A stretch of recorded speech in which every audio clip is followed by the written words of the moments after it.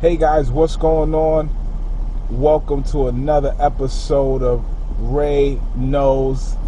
This is Ray with Follow My Lead. Thanks for tuning in. So I wanted to chit chat a minute about the power of the walk with your dog. Alright, so we're going to chit chat a little bit about the power to walk with your dog. For those that know me, I am the dog trainer out of Massachusetts. You can find me on social media platforms at Follow My Lead K9. I work with all types of family dogs, dogs with aggression, and dogs that are just bratty and spoiled. From advanced obedience to basic obedience with your dogs, to rehabilitating dogs. You name it, we do it. Find us on all social media outlets at Follow My Lead K9. All right, enough with the plugs. So let's talk about the power of the walk.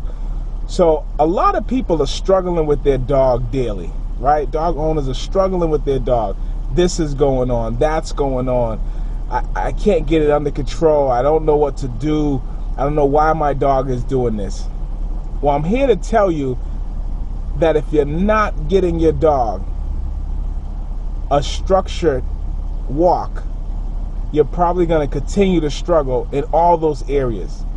Okay? If you're not getting your dog a structured walk, you're going to continue to struggle in all those areas.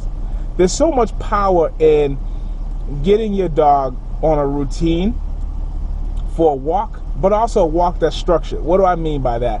I mean your dog is on your left side and the dog is either walking with you, right, or behind you. Now, I know somebody say, wow, that seems so regiment. You know, that seems so militant. Why do I need to walk my dog? Because there's a conversation that you're having with your dog while you're on the walk in that format, okay? Now, there may be dogs out there that can get away with not doing a structured walk at all, and you may not have any problems at all. I'm not talking to those guys. I'm talking to the people that I see daily that come in for training that are struggling on the walk. So here's what I want you to do. I want you to make sure your walk is structured. I was talking to a lady who just got a new dog, and she was saying, you know what, for the first time, this dog that I have is chasing cars on the walk. And she said, you know, I just have to really make my walks a little bit more regimented. I have to keep this dog right by my side, and, you know, I just need to say no. And I said, that's great. Continue to do that. I think you'll be able to work through that problem. The dog is young. I think you'll be able to the dog just got into our house. I think you'll be able to overcome that issue that you're having, right? And she said, you know, my dog before never had any problems with the walk. I used to walk it any way I want. But that's not true. That dog would bark at everybody that walked by, other dogs on the walk. That dog wasn't barking at cars, but it was barking at other people. It just got to the point she had that dog for so long that she tolerated that behavior. But this one is new, so she notices it, and now she's like, listen, I need to stop that. So a lot of times when it's a new behavior, we realize it and we're making a choice on, okay, can I stop it or not? Right? But the power of the walk will help you manage your dog a lot better in the house and outside the house. Now, you're going to have to do a couple things, right? You're going to have the right tools on your dog. You need to have a training tool. We're using prong collars in my training program. You should have a training tool on. I have a video that shows you how to introduce your dog to the prong and get them comfortable with walking next to you. Take a look at that on my YouTube channel.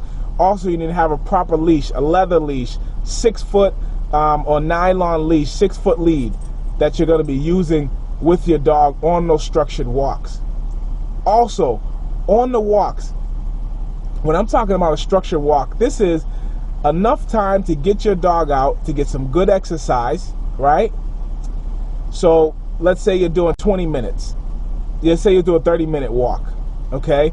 You're going to give your dog 10 minutes total to pee or poop, all right? So you may walk for 10 minutes, right, structured, then you'll give your dog some freedom to roam, sniff, and pee in the area. This will also help eliminate dogs peeing on people's yards and all that stuff. Give the dog an area, and you'll get through your walk faster. People are struggling with just stopping all the times on walks. Stop it because the dog has to sniff. So people are struggling all the time when their dog is stopping on the walk. Every scent that it picks up, it wants to stop and either mark on it or whatever.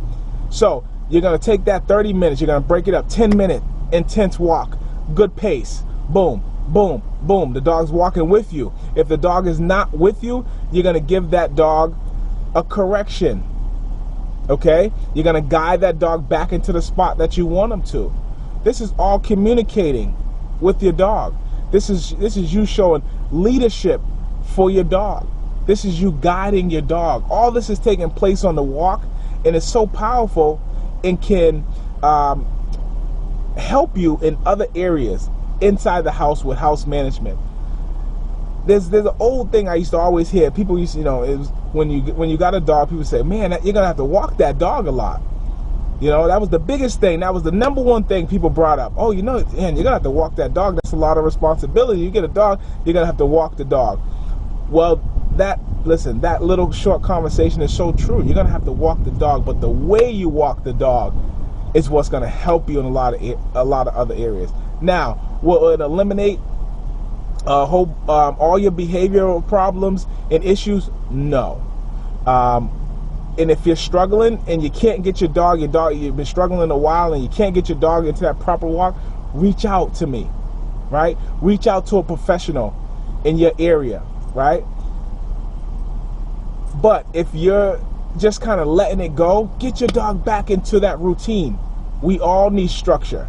We all need structure. I tell you what, you work, right? You have to be to work at 8 o'clock, right? Don't go to work at 8 o'clock. Go to work every day next week at 10. See if that works out for your boss. See if your boss says, oh, that's fine, no problem. So on your walk, what you're saying to your dog is, listen, right now I'm here to give you some exercise and some leadership. No, you can't sniff every spot. No, you can't pee when you want to. No, we're not stopping to talk to every dog. We're here to get structure. I'm here to help lead you. We're going to get out. We're going to enjoy the nice day. You're going to get your exercise. You're going to get your poop in at the same time, and life is going to be great. Your dog is going to start to look at you differently. If your boss didn't say anything to you, you're going to start to look at your boss differently. If you could come in at 10 o'clock every day and get away with it, you're going to start to look at your boss differently. But the one time that you're late and your boss says, hey, you know what, I can't have that next time, there's a certain level of respect that you keep and maintain, and you make sure you do it on time. So it's very similar to our walks with our dogs, because it will relate to other areas of behaviors that you're having in your household, and for you to manage your dog. Guys, there's so much power in the walk. Don't just blow it off with letting your dog roam around and sniff and pull you all around. Take control of your walk. Check out my how-to video on how to get your dog comfortable with the prong collar, and also the first stages of a walk, and get your dog out for a beautiful walk where you're in control. If you can't do it, get yourself some help. Reach out to me. Reach out to a professional in your area, and let's take this thing to the next level. Guys, this is Ray with Follow My Lead. As always, I appreciate you. You can find me on all platforms at Follow My Lead K9, and I will talk to you on another episode of Ray Knows.